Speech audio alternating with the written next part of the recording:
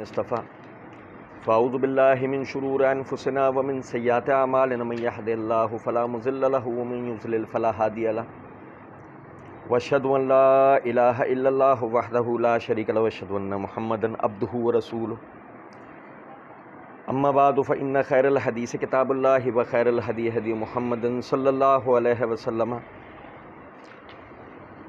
وشر الامور محدثاتها وكل محدثة بدعة وكل بدعة ضلالة وكل ضلالة في النار اعوذ باللہ السمیع العلیم من الشیطان الرجیم من حمزہ ونفخہ ونفثہ بسم اللہ الرحمن الرحیم اللہم صلی علی محمد وعلی آل محمد کما صلیت علی ابراہیم وعلی آل ابراہیم انک حمید مجید اللہم بارک علی محمد وعلی آل محمد کما بارکت علی ابراہیم وعلی آل ابراہیم انک حمید مجید رب اشرح لی صدری ویسر لی امری واحلل عقدۃ من لسانی یفقہوا قولی رب زدنی علما ثم بعثنا من بعدهم موسیٰ بآیاتنا الی فرعون وملئہ فظلموا بها فانظر کیف کان عاقبۃ المفسدین وقال موسیٰ یا فرعون انی رسول من رب العالمین حقیق علی ان لا اقول علی اللہ الا الحق قد جئتکم ببینۃ من ربکم فارسل معی بنی اسرائیل قال ان كنت جئت بآیۃ فات بها ان كنت من الصادقین فألقى عصاه فإذا هي ثعبان مبين ونزع يده فإذا هي بيضاء للناظرين قال الملأ من قوم فرعون إن هذا لساحر عليم يريد أن يخرجكم من أرضكم فماذا تأمرون قالوا أرجه وأخاه وأرسل في المدائن حاشرين يأتوك بكل ساحر عليم وجاء السحرة بفرعون قالوا إن لنا لأجرا إن كنا نحن الغالبين قال نعم وإنكم لمن المقربين قالوا يا موسى إما أن تلقي وإما أن نكون نحن الملقين قال ألقوا فلما ألقوا سحروا أعين الناس واسترهبوهم وجاءوا وبسحر عظيم وأوحينا إلى موسى أن ألقي عصاك فإذا هي تلقف ما يافكون فوقع الحق وبطل ما كانوا يعملون فغلبوا هنالك وانقلبوا صاغرين والقي السحرة ساجدين قالوا آمنا برب العالمين رب موسیٰ و ہارون۔ اللہ رب العزت کے فضل و کرم سے آیت نمبر 102 تک آخری درس میں ہم نے پڑھا تھا۔ آیت نمبر 103 سے آیت نمبر 122 تک آپ بھائیوں کے سامنے پڑھا ہے۔ پچھلے درس میں نے آپ بھائیوں کو توجہ دلائی تھی کہ اللہ رب العزت نے ایک فصل قائم کی، ایک تمہید دوسری دی، اور اس میں ایک دفعہ پھر یاد دلایا ان لوگوں کو کہ جن کے اوپر قرآن ان کے سامنے نازل ہو رہا ہے اور نبی اکرم صلی اللہ علیہ وسلم نے نبوت کا اعلان کیا ہے،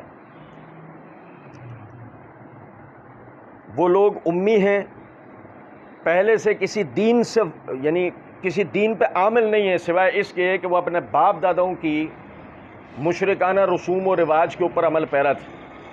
وہ خود سے اپنے آپ کو جو وہ کام کرتے تھے یہ کہتے تھے کہ ہم ابراہیم علیہ السلام کی شریعت پہ عمل کر رہے ہیں، لیکن حقیقت یہ ہے کہ وہ ابراہیم علیہ السلام کی شریعت کو جانتے تک نہ تھے۔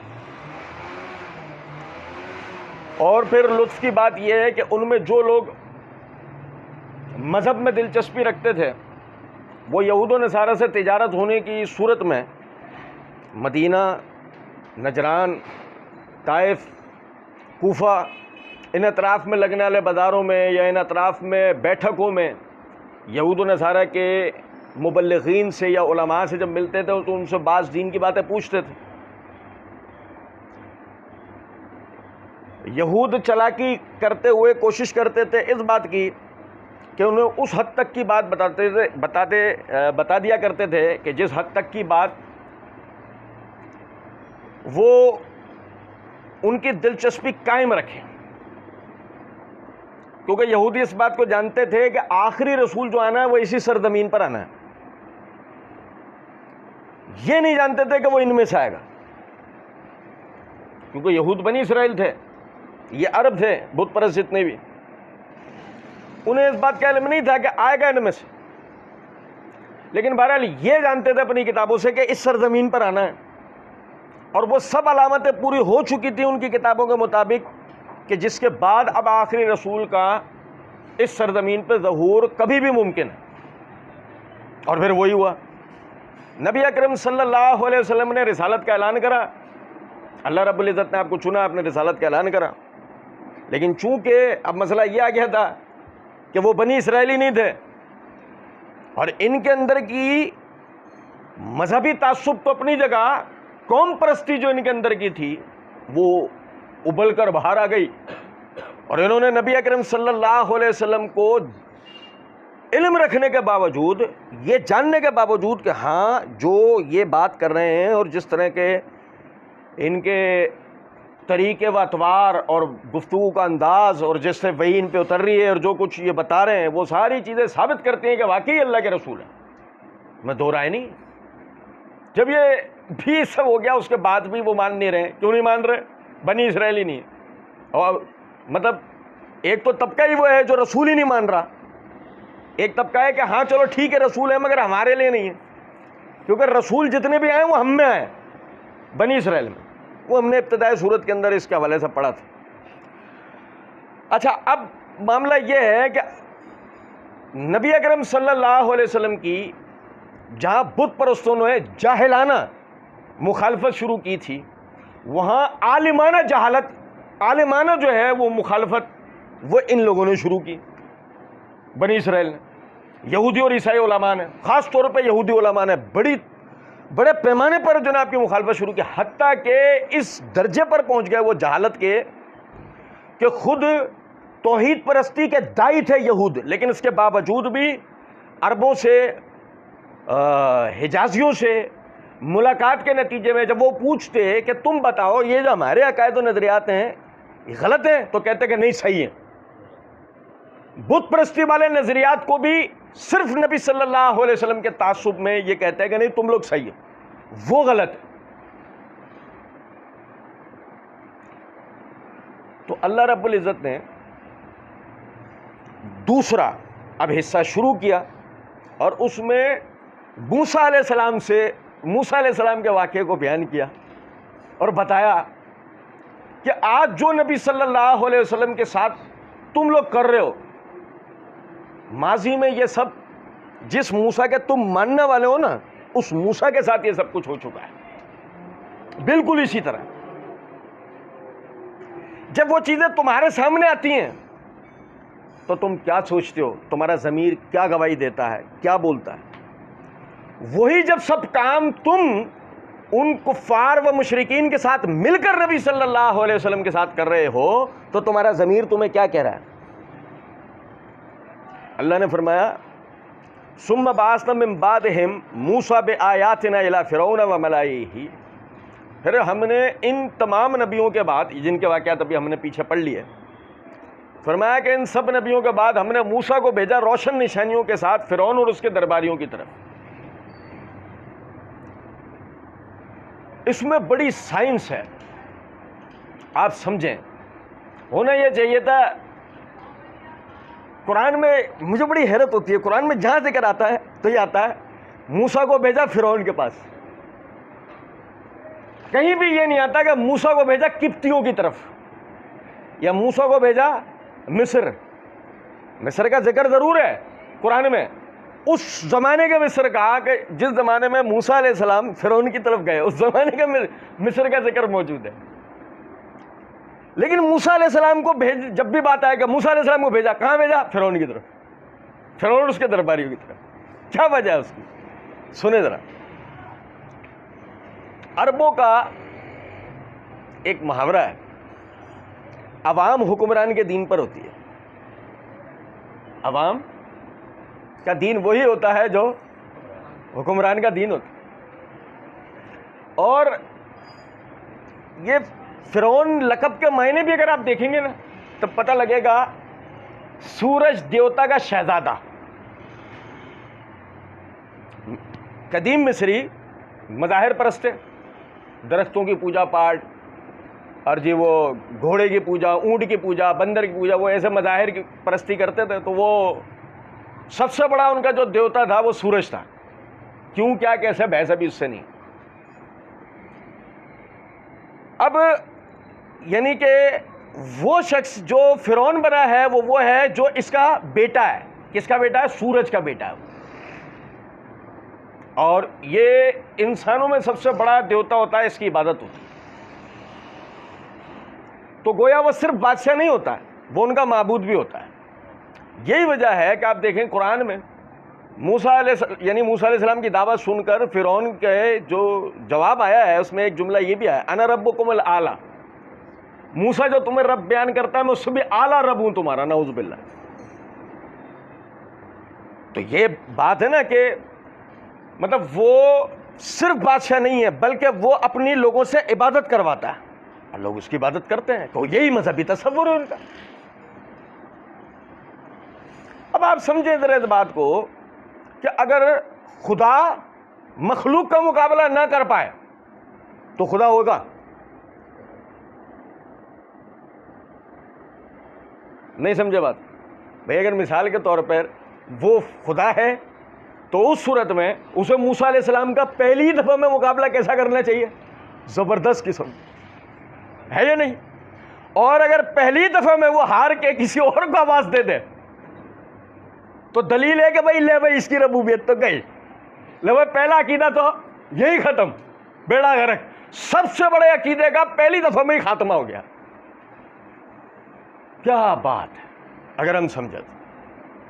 دوسری بات کہ چونکہ عوام بادشاہ کے دین پر ہوتی ہے تو جبری طور پر جو عقائد و نظریات وہ لوگوں کو یعنی عمل کرواتا تھا لوگ کرتے تھے. اب اگر ان عقائد و نظریات کو یہی ثابت نہیں کر پائے گا اور ساتھ اس کے بیٹھے ہوئے وہ لوگ کہ جو عوام کو اس کے لیے قائل کرتے ہیں, اگر وہی ثابت نہیں کر پائیں گے تو عوام ان کی پیروی کرے گی. اب گئے عوام ان کا تو وہ تو پھر ایک علیحدہ بات ہے, عوام کون سی والی ہے وہ تو آگے دیکھیں گے ہم. فی الحال تو معاملہ یہی ہے. اللہ تعالیٰ نے فرمایا ثم بعثنا من بعدهم موسیٰ بآیاتنا الی فرعون وملئہ. پھر ہم نے موسیٰ کو, ان سب نبیوں کے بعد ہم نے موسیٰ کو بھیجا فرعون اور اس کے درباریوں کی طرف. فظلموا بہا, تو انہوں نے جھٹلا دیا. فانظر کیف کان عاقبۃ المفسدین, پھر دیکھو کہ جھٹلانے والوں کا ہم نے انجام کیا کیا. اب پورا واقعہ اس ایک آیت کے ساتھ کہ پھر دیکھو ہم نے جھٹلانے والوں کا انجام کیا کیا. یہ یہود کے لیے بھی عبرت ہے, یہ ہمارے لیے بھی عبرت ہے, یہ سب کے لیے عبرت ہے. اس وقت کے یہود کو بھی بتایا جا رہا ہے فانظر, اب دیکھو آگے کہ جب ایک رسول کو یعنی جھٹلایا گیا تو اس قوم کے ساتھ ہم نے کیا کیا پھر. وَقَالَ مُوسَىٰ يَا فِرْعَوْنُ إِنِّي رَسُولٌ مِّن رَّبِّ الْعَالَمِينَ. موسیٰ علیہ السلام نے فرعون کو اپنی دعوت پیش کری, اے فرعون میں تمام جہانوں کے رب کا طرف سے پیغام رساں بنا کر بھیجا گیا. کیا ہے اس آیت میں, کیا تھا یہ, اس جملے میں کیا تھا؟ نہیں سمجھے بھائی, اس جملے میں ایسی کیا بات تھی؟ فرعون رب ہونے کا دعوے دار ہے تو موسیٰ علیہ السلام اسے کیا کہہ رہے ہیں؟ تو مصر کے رب ہونے کا دعوے دار ہے, میں تمام عالمین کے رب کی طرف سے بھیجا گیا ہوں.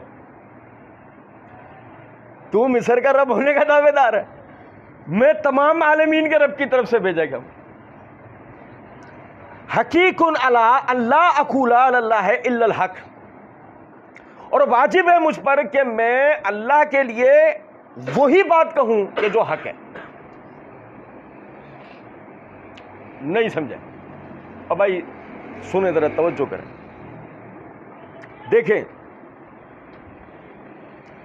نبی اکرم صلی اللہ علیہ وسلم مناسک حج اور عمرے کی آیات نازل ہوئیں تو آپ صلی اللہ علیہ وسلم نے صحابہ کرام رضوان اللہ علیہ مجمعین کو اکٹھا کیا, ان کو حج اور مناسک کی تعلیم دی. تو ایک لڑکا کہنے لگا اللہ کے رسول ہمیں ہر سال حج کرنا ہے. نبی صلی اللہ علیہ وسلم نے اس سے منہ پھیر لیا. پھر جب توجہ ہوئی پھر اس نے کہا اللہ کے رسول ہمیں ہر سال حج کرنا ہے. آپ نے پھر اس سے منہ پھیر لیا. پھر توجہ ہوئی پھر اس نے یہ بات دہرائی اللہ کے رسول ہمیں ہر سال حج کرنا ہے. نبی صلی اللہ علیہ وسلم نے فرمایا چپ ہو جا, اگر میری زبان سے نکل جائے گا نا کہ ہاں تو تمہارے بوڑھے بچے عورت مرد بیمار کمزور سب کو ہر سال حج کرنا پڑے گا. نہیں سمجھے؟ پتہ لگا رسول ایک اتھارٹی ہوتا ہے, رسول اپنی ذات کے اندر دین میں ایک اتھارٹی ہوتا ہے، وہ جو کہہ دے گا اللہ تعالیٰ بعض مرتبہ وہ اللہ کی مرضی کے مطابق ہی ہوتا ہے، کیونکہ رسول اپنی طرف سے تو کچھ کہتا نہیں، تو وہ جب وہ کہہ دے گا تو اللہ رب العزت اس کو دین بنا دے گا۔ اور بھائی میرے یہ رسول کی اتھارٹی ہے۔ لیکن آپ سمجھیں ذرا اس بات کو کہ توحید کس چیز کا نام ہے، کہ اس بات کو ایسے بیان نہیں کیا جائے گا کہ رسول اتھارٹی ہے، رسول ایسا کہے تو اللہ اس کو دین بنا سکتا ہے، اس بات کو ایسے بیان نہیں کیا جائے گا۔ بیان کیسے کیا جائے گا؟ حقیق علی اللہ اقول علی اللہ الا الحق، واجب ہے مجھ پر کہ میں اللہ کے نام سے وہی بات کروں جو سچ ہے، حق ہے۔ یہ رسول کہہ رہا ہے تو عام ہمارے آپ پر کیا حکم لگے گا؟ جب ایک رسول کے اوپر یہ لازم ہے کہ وہ دین کے معاملے میں وہی بات کرے جو اللہ نے نازل کی ہے، تو میں اور آپ اپنی طرف سے کوئی بات کر سکتے ہیں دین کے نام پر؟ حتیٰ کہ اللہ نے فرمایا فمن ازلم ممن افترى علی اللہ کذبا، اس سے بڑھ کر ظالم کون ہوگا جو اللہ کے ذمے جھوٹی بات کرے۔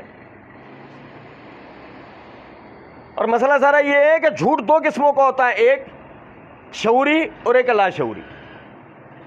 شعوری جھوٹ جو میں نے خود گھڑا ہوتا ہے، لا شعوری وہ جس میں کسی سے سن کے پھیلا رہا ہوتا ہوں، میں یہ جانتا بھی نہیں ہوتا کہ یہ سچ ہے یا جھوٹ ہے، مجھے لگ رہا ہوتا ہے کہ جو یہ کہنے والا قابل اعتبار ہے، سچ ہوگا، سچ ہی کہہ رہا ہوگا، اور لے میں نے اس کو پھیلانا شروع کر دیا۔ تو فرمایا حقیق علی اللہ اقول علی اللہ الا الحق، اور اسی میں دوسرے معنی بھی طے ہو جاتے ہیں کہ فرعون کو یہ دعوت دی جا رہی ہے کہ دین کے معاملے میں ایسی کوئی بات تم نہیں کر سکتے ہو جو دین نہیں ہے، انسان کی پرستش نہیں کرے گا۔ نبی اکرم صلی اللہ علیہ وسلم نے یہ آپ دیکھیں کہ ہیرا کے علاقے سے حجر موت سے آگے شام کی پٹی پہ ایک علاقہ تھا ہیرا۔ یہ ہیرا وہ والا ہیرا نہیں ہے اردو والا، یہ بڑے ہے والا ہیرا ہے۔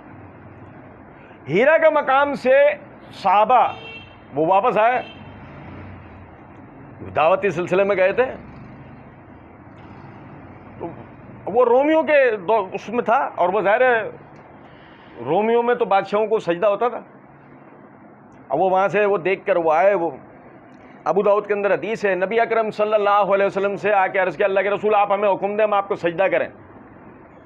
جب اس رذیل کمتر آدمی کو لوگ سجدہ کر رہے ہیں تو آپ کے تو شان شان ہے، آپ تو حق والے ہیں، کیا ہم آپ کو سجدہ کریں؟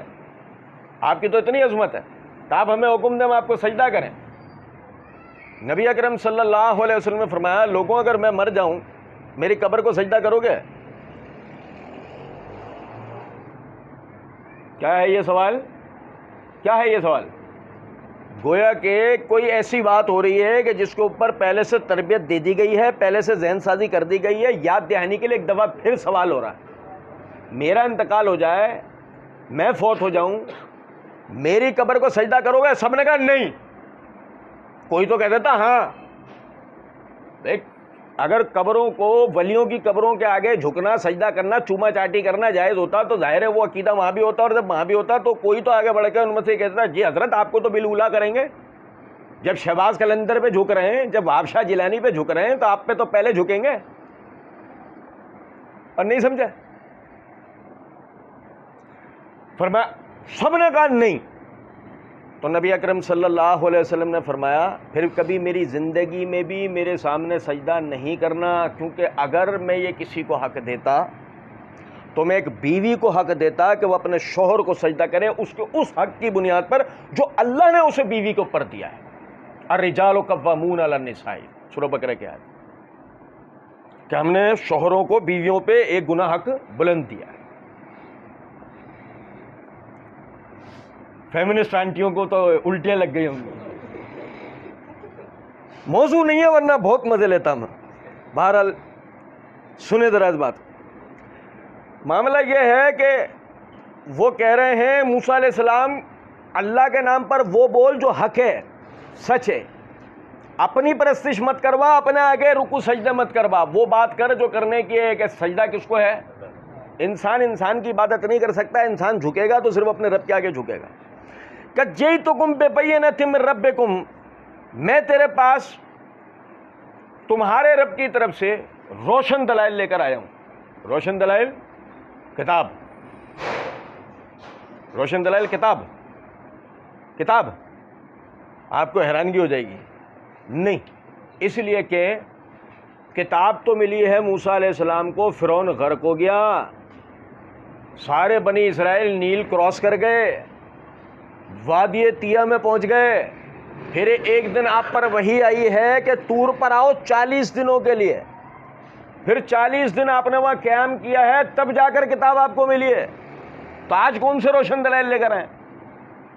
آج پہلے دن، کیونکہ یہ سب واقعہ تو ہوگا 23 سال بعد، اس دن کے 23 سال بعد کتاب ملے گی. ہمیں تو ایسا لگتا ہے نا کہ 2 دن میں ہی نیل والا واقعہ ہو گیا تھا کہ فرعون نیل میں کرو، اور نہیں بھائی، 23 سال موسیٰ علیہ السلام نے وہاں دعوت کا کام کیا مصر میں. اور سنیں، غور طلب نکتہ ہے وہ کیا، قد جئتکم ببینۃ من ربکم، یہ اس بات کی دلیل ہے رسول پر کتاب کے علاوہ وحی ہوتی ہے. رسول پر کتاب کے علاوہ بھی وہی، کتاب وہی میں سے ہے، لیکن ساری وہی کتاب میں ہے، ایسی کوئی دلیل نہیں، ایسی کوئی صورت بھی نہیں ہے. او ہو اگر تو آج موسیٰ علیہ السلام جب کہہ رہے ہیں کہ میں تیرے رب کی طرف سے روشن دلائل لے کر آیا ہوں، تو وہ تو واجب الاتباع ہوں گے ہی نہیں، کیونکہ کتاب تو ہے ہی نہیں. کتاب تو توریت تو ملے گی جب، ابھی تو ہے ہی نہیں.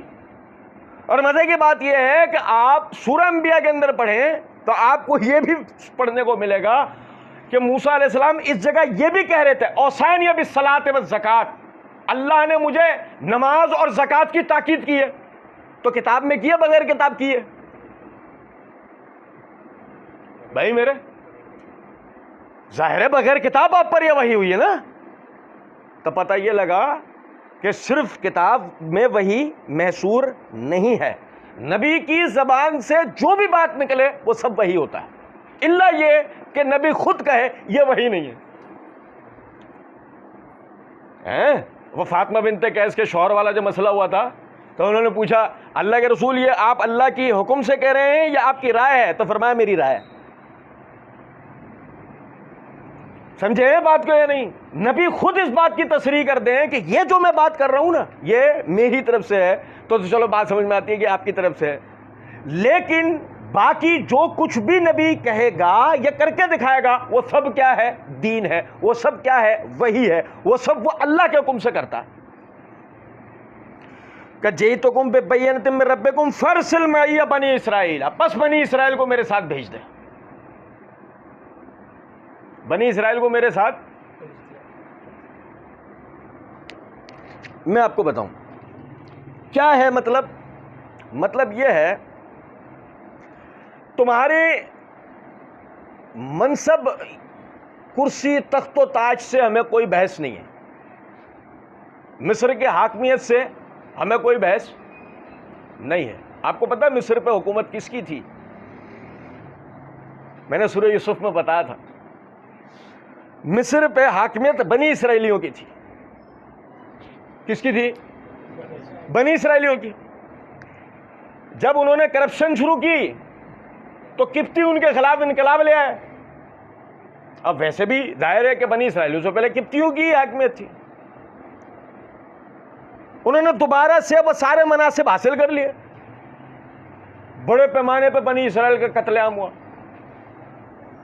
سورہ بقرہ بتاتی ہے. ہو گیا ختم سلسلہ، محکوم ہو گئے، غلام بن گئے، بنی اسرائیل غلام بن گئے. اب آج کیا ہے؟ آج یہ ہے کہ وہی جو باپ داداؤں کی حاکمیت تھی دوبارہ حاصل کرنی چاہیے، کیا کہتے ہیں، اور سامنے وہ بحیثیت بادشاہ اور وہ درباری اور وزیر و مشیر بیٹھے ہیں کہ جو ایسے وزیر و مشیر نہیں ہیں کہ وہ اصل میں ہارورڈ سے پڑھا ہے، ڈگری وہاں سے حاصل کیے معاشیات کی، اس لیے وہ انہیں چنا گیا ہے. اچھا معاشیات سے ہارورڈ سے معاشیات کی ڈگری حاصل کی، اس نے ووٹ دے گی عوام. جو اگر عوام کو نہیں سمجھ میں آئی نا اس کے ہارورڈ کی ڈگری، گیا بیچارہ, ڈگری لے کے جا کسی پنسار کی دکان کے اوپر نوکری کر. کیوں؟ کیونکہ ہارورڈ سے ڈگری حاصل کرنے والے آدمی کو میٹرک فیل بورڈ دے کے بتائے گا کہ اس کو یہ نوکری کرنی ہے یا نہیں کرنی. کتنا بڑا لطیفہ ہے. ہاں بھائی, اچھا چھوڑیں بھائی, وہ سارے تو وہ لوگ ہیں کہ جنہوں نے مطلب 2 بر اعظموں کے اوپر جو حکومت حاصل کی ہے تلوار کے زور پہ لڑ کے حاصل کی ہے. ایک بادشاہ سے دوسرے بادشاہ کے دور, اور اب یہ سمجھا ذرا اس بات کو, وہ یہ والے بھی نہیں ہیں کیا ہارٹ اٹیک سے انتقال ہو گیا, اچھے بھلے رات کو سوئے تھے اٹھ ہی نہیں پائے. وہ والے بھی نہیں تھے, باپ بیٹے دونوں. باپ جنگ میں مرا, بیٹا نیل میں غرق ہوا. آپ سمجھ رہے بات کو نہیں؟ باپ جوان مرا تھا, بیٹا جوان مرا تھا. اب بیٹا جوان مرا تھا 450 سال کی عمر میں. کیا عمر تھی بیٹے کی؟ 450 سال عمر تھی اس کی جب وہ نیل میں غرق ہوا ہے. پہلے تو لوگوں کی عمریں زیادہ ہوتی تھی نا. آدم علیہ السلام, صحیح بخاری کے اندر حدیث ہے, آدم علیہ السلام کا جب انتقال ہوا تو 2000 سال عمر تھی ان کی جب آدم علیہ السلام کا انتقال ہوا. 450 سال کا جوان وہ غرق ہوا نیل میں. اور پھر یہ جتنے بھی ہیں یہ ساتھ اس کے درباری. اچھا درباری ایسے ہمیں نا 144 سیٹیں نظر آتی ہیں, وہ یہ والے درباری نہیں تھے بھائی 144 سیٹوں والے. وہ 2, 2.5, 3 ہزار کا پویلین ہوتا تھا پورا, سمجھتے ہیں؟ وہ ایسے بنی ہوتی ہے سیڑھیاں, اس پہ سارے بیٹھے ہوتے ہیں لائن سے. وہ اس 8, 10, 12 منزلہ تخت ہوتا ہے, اس پہ بادشاہ بیٹھتا ہے. وہ والا دربار تھا. وہ سارے قابل ذکر جتنے بھی مصر کے بڑے بڑے آرکیٹیکچر انجینئر ہیں, اور جی وہ شعبہ معاشیات سے تعلق رکھنے والے, شعبہ دفاع سے تعلق رکھنے والے, جادو سے تعلق رکھنے والے. مصر کے پاس سب سے بڑی جدت کیا تھی اس وقت میں؟ جادو. ابھی پڑھیں گے ہم. سب سے بڑی جدت ان کے پاس اس وقت میں یہ تھی. اچھا اب دیکھیں موسیٰ علیہ السلام کیا کہہ رہے ہیں؟ فرسل معی بنی اسرائیل, میرے ساتھ بنی اسرائیل کو بھیج دے. کیا مطلب؟ سیدھی بات ہے, ہمیں تمہاری یہ جو تم نے یعنی جنگیں لڑی, رات دن ایک کرے, تم نے یہ اپنی حدود سلطنت کی حدود کو بڑھایا, ہمیں اس سے کوئی غرض نہیں. تمہاری بادشاہت سے, تمہاری سلطنت سے ہمیں کوئی غرض ہی نہیں. کوئی مال و دولت کا تم سے لالچ نہیں, کسی کوئی چیز نہیں چاہیے. بس یہ بنی اسرائیلی جو قوم ہے نا, اس کو اب آزاد کر دو, اس کو میرے ساتھ بھیج. کیا ہو رہا تھا یار, آپ یقین نہیں کریں گے. مطلب دیکھیں, وہ ایک عام بنی اسرائیلی, مطلب لہین شہین طاقتور قسم کا خوبصورت بنی اسرائیلی, گورے چھٹے ہوتے تھے. قبطی, یہ ہمارے سوڈانی ہے نا بھائی, ہمارے سوڈانی, یہ انہی کا آباء و اجداد تو ہیں قبطی بھائی. یہ بھی ناک نقشے کے بہت اچھے ہوتے ہیں, قد کاٹ کے بہت اچھے ہوتے ہیں, لیکن رنگ گہرا ہوتا ہے ان کا. بنی اسرائیلی تھوڑا گورے ہوتے ہیں, سرخ ہوتے ہیں. اب وہ لہیم شہیم قسم کا طاقتور خوبصورت, بس فوج میں بھرتی کر لو نہیں, بار بار مطلب اپنا کسی فیکٹری میں کام کروا لو نہیں, کھیتوں میں کام کروا لو نہیں, حکومتی کسی بھی بزنس کے معاملات میں لگا دو نہیں, ہاسپٹیلٹی کے معاملات میں لگا دو نہیں, اسکولنگ میں لگا دو, پڑھانے کے معاملات میں لگا دو نہیں. کیا کروائیں گے؟ کیا کروانا ہے اس سے؟ کس سے؟ وہ 6-8 فٹ لہیم طاقتور خوبصورت گبرو جوان. کیا کروانا ہے اس سے؟ اس سے کروانا یہ ہے, گاڑی کے آگے باندھو جیسے گدھے یا گھوڑے کو باندھتے نا گاڑی کے آگے, اور اس سے بار برداری کا کام لو. یہ کرتے تھے بنی اسرائیلی. جیسے گھوڑے گدھے ہمارے جانور, ہم اپنی گاڑیوں کے آگے گھوڑے گدھے باندھتے ہیں, وہ اپنی گاڑیوں کے آگے بنی اسرائیلوں کو باندھتے تھے. بڑی گاڑی ہے, بڑا مال و اسباب ہے, 8 آدمی بندے میں ہوں گے. 8 آدمی تو مار ہی ڈالتے تھے, وہ آدمی تو بڑے ہی نہیں ہونے دیتے تھے. بوڑھے, عورتیں, بچے, 8 عورتیں بندھی ہوئی ہیں, 8 مرد بوڑھے بندے میں, بچے بندے میں, 20 بچے بندے میں, وہ گاڑی کھینچ رہے ہیں. بنی اسرائیلی پخانا, قبطی پخانا کرے گا, پیشاب کرے گا, صاف یہ کریں گے. کھانا کھائے گا وہ پکائیں گے یہ, وہ بھی جب یہ ان کو پاک صاف, ان کے حساب سے یہ پاک صاف ہو, ستھرا ہو ان کے حساب سے. گھر میں ان کے پیر نہیں رکھ سکتے، مقدس کسی جگہ پیر نہیں رکھ سکتے، محل میں پیر نہیں رکھ سکتے. جس جگہ وہ منع کر دیں گے وہاں کسی بنی اسرائیلی کو الاؤ نہیں ہے. بستیاں ہیں مخصوص، ان میں رہو. شہری علاقے میں تمہیں آنے کی ضرورت نہیں ہے. اتنا کھاؤ گے جتنا ہم کھانے کو دیں گے، اتنا پیو گے جتنا ہم پینے کو دیں گے. نہ زیادہ کھا سکتے ہیں نہ زیادہ پی سکتے ہیں، بھلے کمائیں اتنا کہ اس سے وہ اپنے گھر بنا سکتے ہو، لیکن جہاں ہم رہنے پہ مجبور کریں گے وہیں رہو گے. نہ تم اپنا گھر بنا سکتے ہو نہ کچھ اور. آپ سوچ نہیں سکتے، جانوروں سے بدتر انہیں رکھا جاتا تھا، جانوروں سے بدتر. اور حقدار تھے، بحث نہیں ابھی اس چیز سے، لیکن بہرحال حقدار تھے. اللہ رب العزت نے موقع دیا اور اللہ رب العزت نے دوبارہ پوری دنیا پر حاکمیت کے لیے اس قوم کو چنا. دوبارہ کیا مطلب؟ یوسف علیہ السلام کے زمانے میں ایک دفعہ چنے جا چکے ہیں نا. اللہ نے ایک اور موقع دیا ان کو، دوبارہ چنا. اور اب معاملہ یہ تھا، میں جو کہتا ہوں نا ایک بات یاد رکھیں، حکومت وہ کرتا ہے جو نالیوں سے اٹھ کر آتا ہے. اگر آپ سمجھتے ہیں کہ غریبوں کا مسائل وہ حل کرے گا جو باہر سے پڑھ کے آیا ہے تو سوال نہیں پیدا ہو سکتا.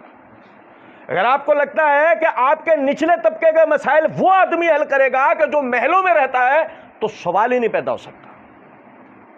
وہ امیروں کے مسائل تو حل کر دے گا، امیروں کو مزید امیر بنا دے گا، غریبوں کو وہ کسی حال پہ لا سکتا، سوال نہیں پیدا ہو سکتا. ایسے ہی نہیں اللہ نے ان کو دوبارہ چنا ہے، کیونکہ اس وقت دنیا کی رذیل ترین اگر کوئی قوم ہے، حقیر ترین کوئی قوم ہے، جانوروں سے بدتر جن کے ساتھ اگر سلوک ہے تو کون ہے؟ اس لیے اگر مسائل کو کوئی سمجھ سکتے ہیں تو کون سمجھے گا؟ سوائے یہ کہ یہ اس سعادت کو قبول کریں کہ جو اب انہیں دی جا رہی ہے. سوائے اس کے، جیسے کہ دیکھو نا پچھلے 2 درسوں میں بھی میں نے آپ بھائیوں کو یہ بات کی کہ ہمارے ہاں سب سے بڑا مسئلہ یہ ہے کہ جب عبرت نصیحت سبق ملتا ہے اور اس میں کوئی انقلابی رکھنا یا انقلابی رنگ ہوتا ہے تو ہم اس کا تاثر کیا لیتے ہیں؟ ہم تاثر یہ لیتے ہیں سبحان اللہ، لیکن ہمارے کرنے کا کام نہیں. یہ لیا میں نے تاثر، یہ لیا سبق، کہ ہمارے کرنے کا کام نہیں ہے. ہمارے کرنے کا کام تو وہ ہے اور یہ والا کام تو ان کے کرنے کا. اور یوں کیا ہوتا ہے کہ ہم وہی چال چل رہے ہوتے ہیں، وہی طریقے، وہی ہمارا معاملہ ہوتا ہے جو بنی اسرائیلیوں کا تھا. پھر وہی جو بنی اسرائیلیوں کے ساتھ ہوا وہی ہمارے ساتھ چل رہا ہے اور ہوتا رہے گا. یہ سمجھ رہے ہیں بات کو یا نہیں؟ اور سنیں، فارسل معیہ بنی اسرائیل کو میرے ساتھ بھیج دیں.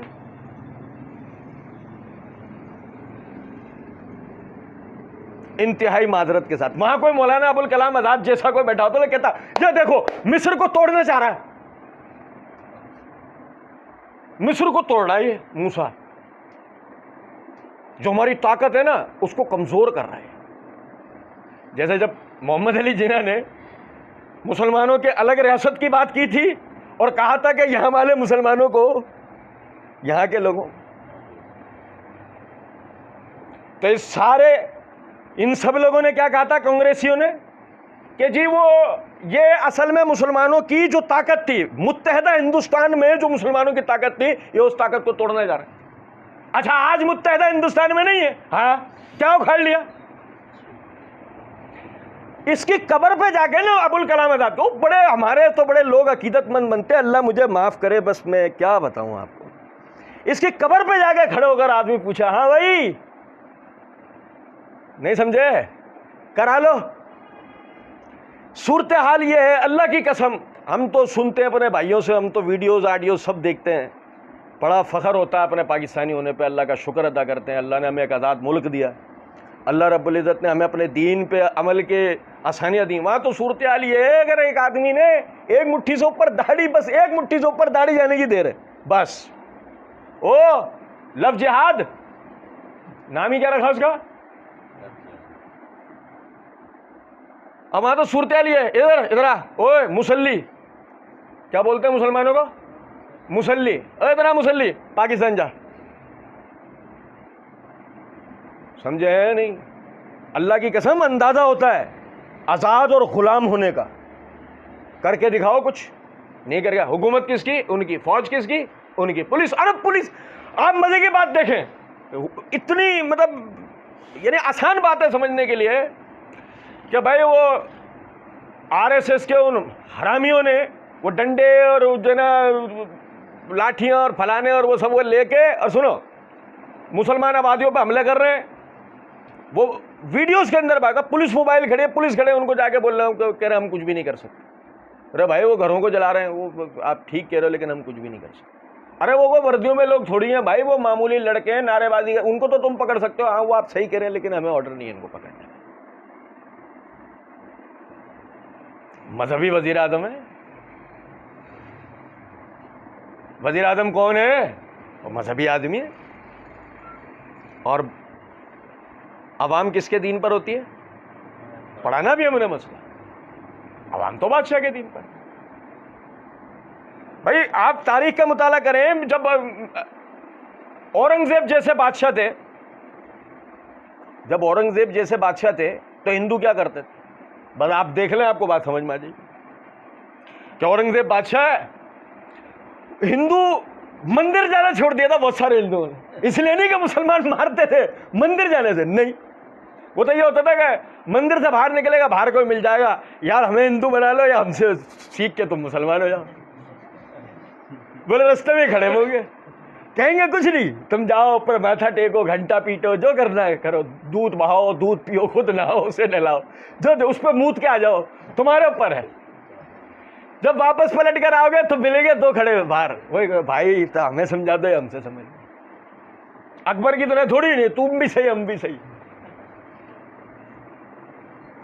فارسل معی بنی اسرائیل. ایک پریکٹیکل کے لیے قوم چاہیے, ایک پریکٹیکل دکھانے کے لیے قوم چاہیے, ایک صحابہ کا گروہ چاہیے. کوئی یہ نہ کہہ سکتا ہو یہ خیالی باتیں ہوتی ہیں. میاں کون سی خلافت؟ یہ خیالی باتیں ہیں. کون سا عدل کا نظام؟ کون کہتا ہے کارپوریٹ سسٹم آج ختم کیا جا سکتا ہے؟ کون کہتا ہے کہ کمیونزم آج روکا جا سکتا ہے؟ یہ سب خیالی باتیں ہیں. تو ایک پریکٹیکل کے لیے قوم یعنی ہمیشہ اللہ نے رکھی ہے. انہیں چنا تھا, آج وہ ہمارے لیے مثال ہوتے ہیں. انہوں نے سعادت کو قبول نہیں کیا, صحابہ نے قبول کیا, آج ہمارے لیے مثال کون ہے؟ وہ کیا زبردست حکومت کر کے گئے یار, آپ اندازہ تو کریں. فارسل معی بنی اسرائیل قالا ان کنت جئت بآیۃ فات بہا ان کنت من الصادقین. او رب ہونے کے دعوے دار کہہ رہے ہیں ان کنت جئت بآیۃ فات بہا ان کنت من الصادقین. وہ جو تو نشانیاں لے کر آیا تھا نا, اگر تو اپنے دعوے میں سچا ہے وہ دکھا. وہ کیا ہے؟ میں آپ کو ایک بات بتاؤں, یہ اپنی جگہ ایک بات ہے کہ واقعی رسول سے اس کی رسالت کی دلیل پوچھی جاتی ہے. معرفت رسالت میں ایک بات یہ ہے کہ رسول سے اس کی رسالت کی دلیل پوچھی جاتی ہے, لیکن کب تک؟ نبی صلی اللہ علیہ وسلم سے پہلے تک. نبی اکرم صلی اللہ علیہ وسلم چونکہ آخری رسول بن کر آئے تو اس لیے جو بھی نبوت کی معرفت ہے, نشانی, علامتیں, جو کچھ بھی دیکھنا ہے ان کے اندر دیکھ کے کہانی ختم, بات ختم, دی اینڈ. اب اگر فرض کرو کہ کوئی آدمی آئے ایسا کہ جس میں نبوت کی علامتیں نظر آ رہی ہوں,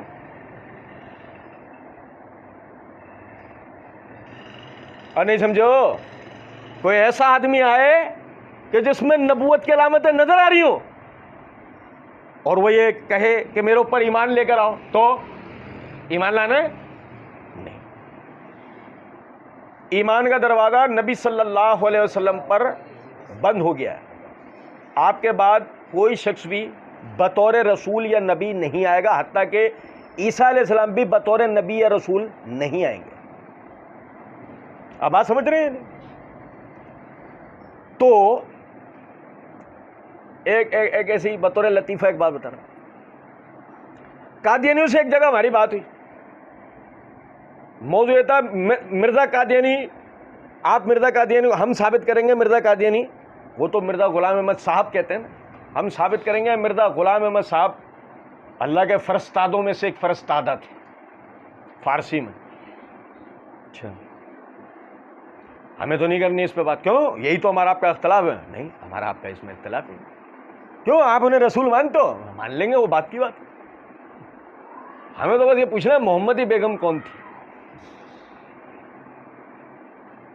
کیا پوچھنا ہے؟ محمدی بیگم کون تھی، بس. جو طوفان بدتمیزی مچائے میں اٹھ کے چلے گئے. اب ہمارے ساتھ کے بھائی باز کہہ بھی رہے بیچ میں، اچھا ٹھیک ہے اتنی بھی بات شروع ہو رہی ہے یہ بھی کر لیتے ہیں، اس میں بھی بڑا مزہ آئے گا. یعنی کہ وہ رسالت کی بات ہے، وہ بہنگے کے اندر کون سی رسالت کی نشانیاں دیکھیں گے؟ بہنگا تھا مرزا قادیانی، تصویر ہے ہمارے پاس.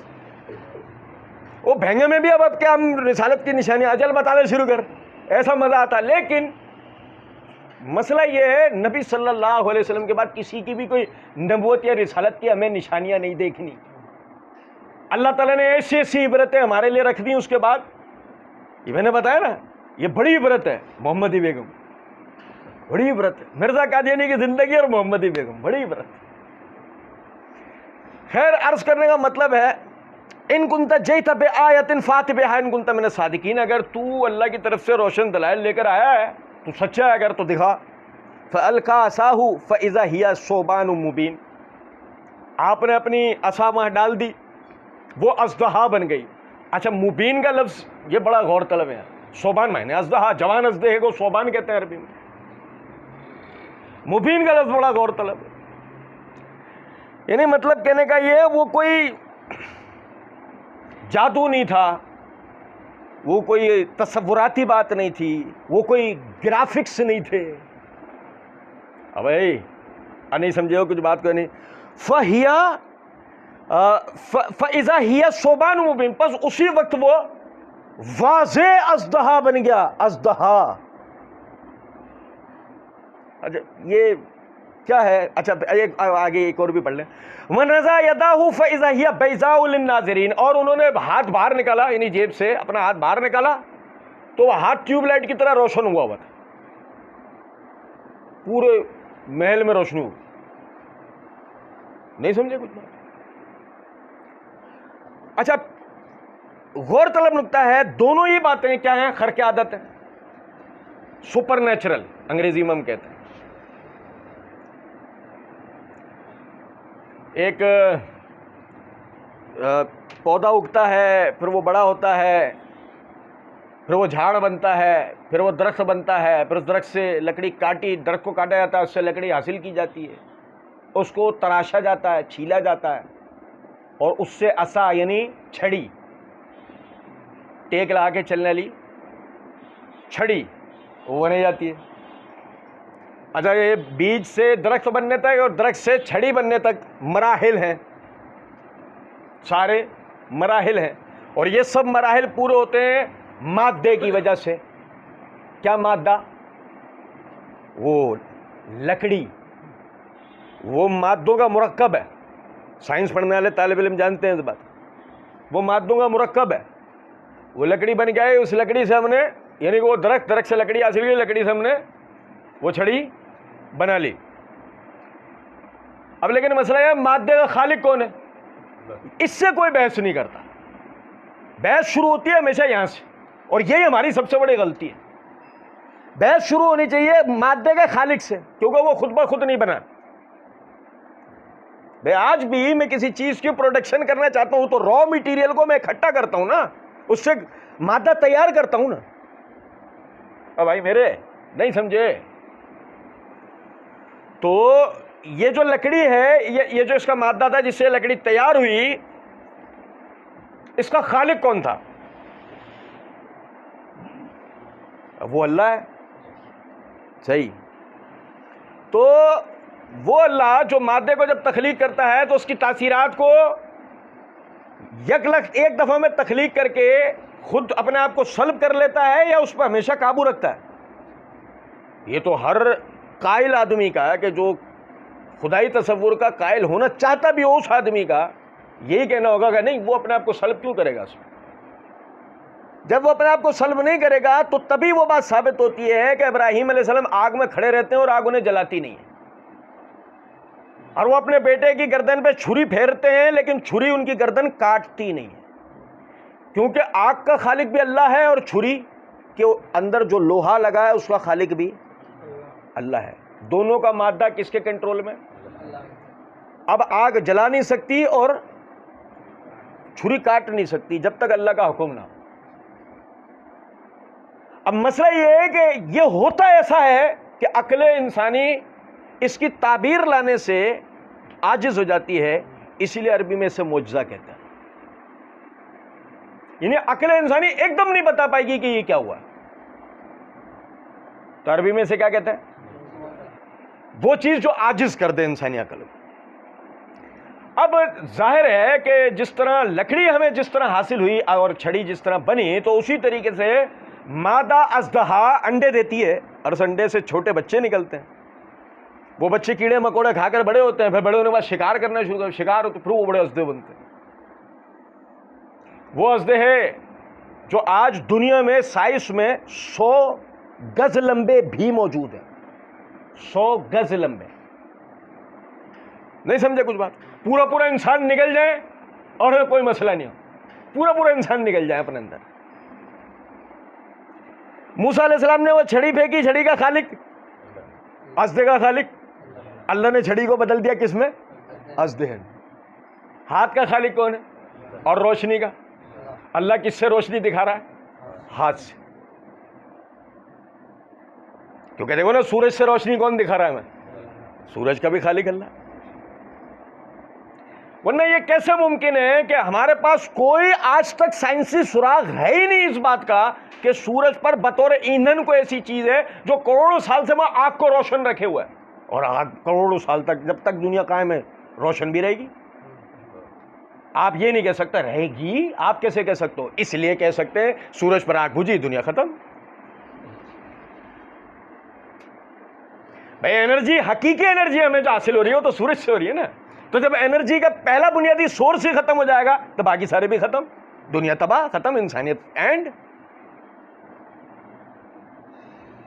تو ہمارے پاس کوئی فی الحال سائنٹیفک سراغ نہیں ہے کہ ایسا کون سا ایندھن ہے سورج پر جو کروڑوں سال سے آگ جل رہی ہے اور ابھی بھی جلے گی، آگے بھی جلتی رہے گی.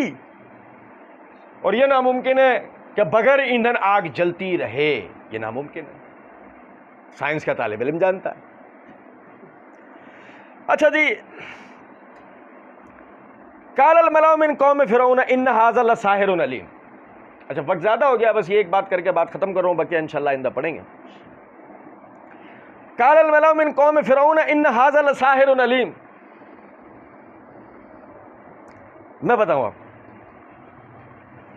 انسان جو نا ہمیشہ وہ بات کرتا ہے جو اس کی آگاہی میں ہو، جسے اس نے اپنے سینسز کے ذریعے، حسوس کے ذریعے کسی طرح جانا ہو، محسوس کیا ہو، تو انسان وہی بات کرتا ہے. اب ایک دیہاتی کو شہر میں لے کر آئیں اور اس دیہاتی کو فوکس لائٹ دکھائیں. اسٹریٹ لیمپس ہوتی ہیں نا، فوکس لائٹ. دیہاتی کو اوے اوپر دیکھ دیکھ دیکھ دیکھ، اچھی طرح دیکھ لیں. اگلے دن صبح 5 افراد کے درمیان اس کو بٹھا دیں. ہاں ارے انہیں وہ تو بتا رات کو تو نے کیا دیکھا تھا. اب وہ دیہاتی کیا بتائے گا؟ وہ نا میں نے شیشے کا ڈبہ دیکھا تھا، اس کے اندر سفید موم بتی جل رہی تھی. غلط کہہ رہا ہے؟ غلط کہہ رہا ہے دیہاتی؟ نہیں، وہ اپنی جگہ بالکل صحیح کہہ رہا ہے، کیونکہ اس کی وجہ ہے دیہات کے اندر روشنی کا حصول انہی چیزوں سے ممکن ہے نا. کہ زیادہ میں زیادہ لالٹین جلا لے گا. ایک شیشے کے بوتل میں ایک لو جل رہی ہے، تو اس نے جو بتایا اپنی آگاہی کے مطابق غلط بتایا، صحیح بتایا. یہ انسان کا معاملہ ہے. انسان وہی بتا سکتا ہے جس سے وہ آگاہ ہے. جس سے وہ آگاہ نہیں ہونا، وہ اس پہ بات ہی نہیں کر سکتا. اور جو اس پہ بات کرے دنیا کا سب سے بڑا بے وقوف، جو جس بات کی آگاہی نہیں رکھتا اس پہ بات کر رہا ہے. جیسے ہمارے ہیں نا کہ ان کو یہ پتا ہوتا ہے ٹریڈ سینٹر میں جو جہاز مارا تھا اس میں جو لوگ بیٹھے تھے اس میں ایک کراچی کا بھی تھا. سی آئی اے کو نہیں پتا یہ بات، ہمارے والے کو پتا آ رہا ہے. پوچھو تو بن کباب کا ٹھیا ہے. یہ سی آئی اے کو جس بات کا آج تک نہیں پتا ہے وہ ان کو پتا ہے. قوم ہے ہماری، یقین کریں بڑی زبردست قوم ہے. سنیں تو چونکہ بہت بڑی ترقی ان کی تھی کہ انہوں نے وہ جادو، بہت ساری قسموں کا جادو سیکھا ہوا تھا. وہ جادو کو جانتے تھے، یہ بہت زیادہ ترقی تھی. جب انہوں نے معجزات دیکھے تو وہ درباری، وہ پڑھے لکھے، وہ قابل لوگ، جب انہوں نے وہ دونوں معجزات دیکھے تو وہ کیا کہہ رہے جواب میں؟ قال الملأ من قوم فرعون، فرعون کی قوم کے سردار کہنے لگے ان ھذا لساحر علیم، یہ بہت بڑا جادوگر، بڑا جادو میں بڑا علم رکھنے والا. یہی آگاہی تھی نا ان کے پاس کہ زیادہ میں زیادہ کیا ہوتا ہے بھائی، حیات کی تبدیلی جادو کے ذریعے ممکن ہے. اب تک کی آگاہی یہی ہے، کیونکہ حقیقت میں وہ مذہب پہ ہوتے، ان کے پاس کوئی مذہبی تعلیمات ہوتی، دور پڑے گا کوئی معجزے کا تصور آیا ہوتا تو وہ یہ اس کو جادو نہیں کہتے، کیا کہتے؟ نہیں، معجزہ ہو سکتا ہے یہ کہتے نا کہ جادو ہے. لیکن چونکہ دور تک بھی حقیقی مذہبی آگاہی ان کو پہنچی ہی نہیں تھی، وہ تو وہی آبا و اجداد سب نے وہی بت پرستی جو کرتے رہتے دوبارہ اسی میں لگ گئے تھے وہ. اور بہت زیادہ ترقی جس سے حیات کی تبدیلی انہوں نے پائی تھی، وہ کوئی سائنٹیفک لیب نہیں تھی، کوئی کمپیوٹرائز گرافکس کا کورس نہیں تھا. چلو وہ یہ کہتا ہے یار کیا گرافکس دکھائیں، کمال. اس لیے انہوں نے کیا بولا؟ یہ کیا ہے؟ جادو. اس لیے اس نصیحت کو ذہن میں رکھیں، جس کا جو شعبہ ہو اس کو بات کرنے دیں، جس کا جس چیز کا شعبہ نہیں ہے وہ اس پر جب بات کرے گا، اور آپ اگر یہ سمجھ رہے ہوں کہ وہ کوئی کام کی بات کرے گا تو وہ کام کو برباد تو کرے گا، کام کی بات نہیں کر سکتا. اگر آپ مثال کے طور پر بھائی ایک سیمینار منعقد کیا گیا ہے، کس پہ؟ ٹانکا لگانے پہ. کیا منعقد کیا گیا ہے؟ ایک سیمینار. کیا موضوع ہے؟ ٹانکا لگانا. اچھا، تو کون بلوائے گئے اس میں؟ ڈاکٹرز. کون بلائے گئے؟ کیوں؟ ٹانکا ٹیکنیشینز نہیں لگاتے؟ ویلڈنگ والے لگاتے ہیں نا، انہیں کیوں نہیں بلوایا؟